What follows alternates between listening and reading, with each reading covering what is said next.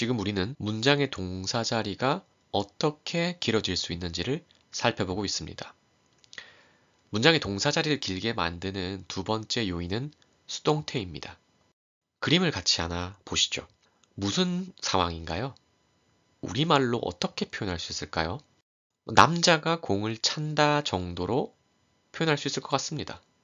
그런데 이 똑같은 상황을 다른 관점으로, 그러니까 공의 관점에서는 볼 수 없을까요? 그럴 경우 우리말로는 어떻게 말을 하죠? 공이 남자에 의해 차여진다 정도로 말할 수 있을 것 같습니다. 한국어든 영어든 언어와 관계없이 동일한 상황을 다른 관점에서 서술할 수 있음은 당연하고요. 어떤 관점에서 보느냐에 따라서 문장이 다른 형태로 서술된다는 것은 지극히 자명합니다. 이번 강의에서는 같은 상황을 다른 관점으로 표현하는 방법에 대해서 살펴보도록 하겠습니다. 어떠한 동작이 발생한 상황을 바라보는 관점의 변화, 즉 무엇의 관점에서 상황을 바라보느냐, 그것을 표현할 필요성이 있어서 영어의 수동태라는 것이 만들어졌습니다. 동사의 의미는 필연적으로 어떠한 상황을 만들어내고요. 그 상황에는 관점이 반드시 들어가는데 관점을 나타내는 것은 바로 주어 자리라고 했었습니다. 그러니까 관점이 되는 명사만 동사 자리 앞에 있는 주어 자리에 들어가고요. 나머지 명사들은 전부 동사 자리 뒤로 가야 합니다.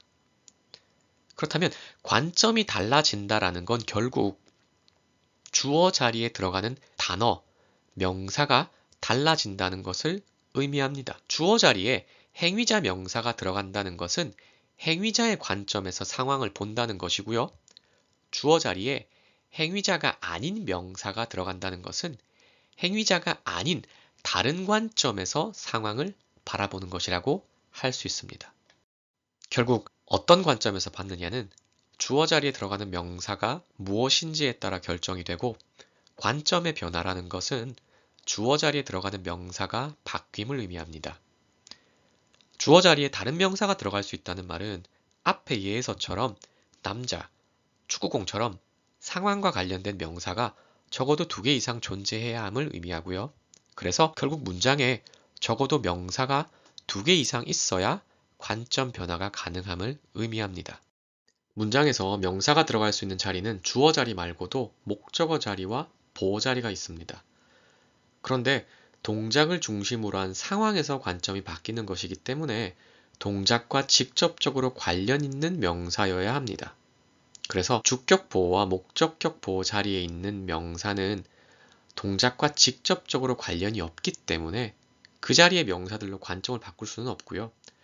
관점을 바꿔서 주어 자리에 들어갈 수 있는 명사는 목적어 자리에 들어가 있는 명사라고 할 수 있습니다. 그러니까 3형식, 4형식, 5형식 문장에 목적어 자리에 들어간 명사로 관점을 바꿀 수 있음을 의미합니다. 앞에서 봤던 그림을 영어로 표현하면 man kicked ball 이고요. 주어 자리에 들어간 명사 man의 관점에서 본 것이라고 할 수 있습니다. 공의 입장으로 관점을 한번 바꿔보도록 하겠습니다. 목적어 자리에 있던 명사 ball이 주어 자리에 들어가고요. 원래 주어 자리에 있던 명사 man은요, 이제 주어 자리가 아닌 동사 자리 뒤로 빠져야 합니다. 그런데 해놓고 보니까 조금 이상합니다. 주어 자리에 들어가는 명사만 바꾸고 동사 자리의 단어는 그대로 두면 될까요? 관점이 변하는 거지 동작이 발생하는 상황 자체는 변하지 않아야 하는데 이 문장은 뭔가 상황이 바뀐 것 같습니다. 공이 남자를 차는 것으로 말이죠. 그렇다면 동사 자리에 들어간 킥들을 그대로 둘 수는 없을 것 같습니다. 어떻게 하면 좋을까요? 영어에서는 활용할 수 있는 자원이 그리 많지 않기 때문에 재활용을 해야 됩니다. 무엇을 재활용하는 게 좋을까요? 이때 다시 등장하는 게 동사의 준동사 굴절입니다. 그 중에서도 특히 과거 분사입니다. 과거 분사는 처음 등장한 개념은 아니고 동사의 3단 변화 가운데 세 번째 오는 것이라고 말씀을 드렸습니다. 그리고 상을 나타내는 언어 형태 장치인 have pp에서 pp와 같은 형태라고도 말씀을 드렸습니다.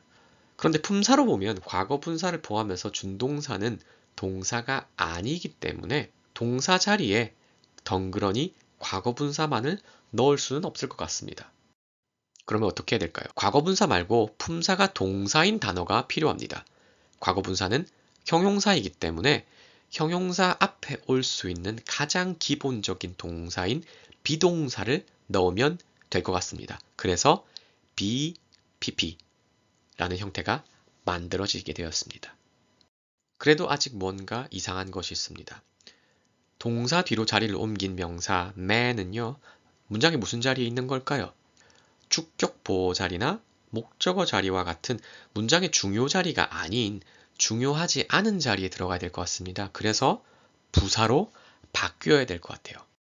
앞에서 명사를 부사로 만들 수 있는 방법 가운데 하나가 전치사를 앞에 붙이면 되는 것이라고 말씀드렸습니다. 그래서 이제 최종적으로 영어의 수동태 형태인 be 과거분사 전치사가 만들어졌습니다. Ball was kicked by man. 이런 식으로 말이죠. 높아심에서 한 번 더 말씀을 드리겠습니다. kick이라는 동사는 3단 변화가 kick, kicked, kicked인 규칙 동사라서 헷갈리실 수 있는데 man kicked ball에서 kicked는 과거 동사입니다. 동사의 과거 시제라는 거죠. 그런데 방금 우리가 만든 문장 ball was kicked by man에서 kicked는 과거 분사입니다. 형태가 동일한데 하나는 동사고요. 하나는 준동사, 과거 분사라는 거죠. 1대1 대응이 아니라는 것. 서로 다른 두 개가 형태가 동일할 수 있다는 것. 기억하셔야 됩니다. 수동태 형태가 만들어지기 이전의 형태 문장을 능동태 문장이라고 합니다. 이번 강에서 본 것처럼 수동태는 기본적으로 능동태 문장의 변형이라고 보는 것이 합리적이에요.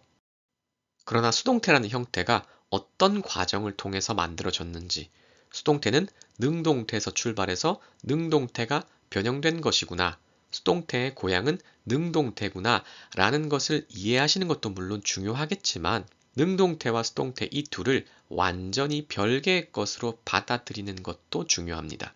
무슨 말씀이냐? 수동태 문장을 읽거나 쓸 때 능동태를 먼저 생각하고 머릿속으로 그것을 변형해서 이해해야 한다면 과연 그게 올바른 언어 생활이라고 할 수 있을까요?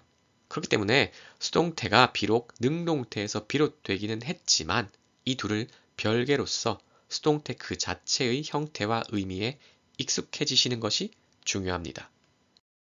이 페이지를 잠깐 일시 정지를 하시고 8개의 수동태 표현을 한번 음미해 주시길 바랍니다. 여기에 제시된 표현들과 같이 능동태가 아닌 수동태로 표현하는 것이 오히려 더 자연스럽고 당연한 것들이 많이 있습니다. 또한 능동태와 다르게 수동태는 필연적으로 단어 수가 더 많을 수밖에 없는데 비과거분사 전치사로 구성된 이 연속된 단어들을 하나의 덩어리로 익히시는 게 중요합니다. 그래야지만이 이 표현들을 쉽게 사용하실 수 있게 될 겁니다.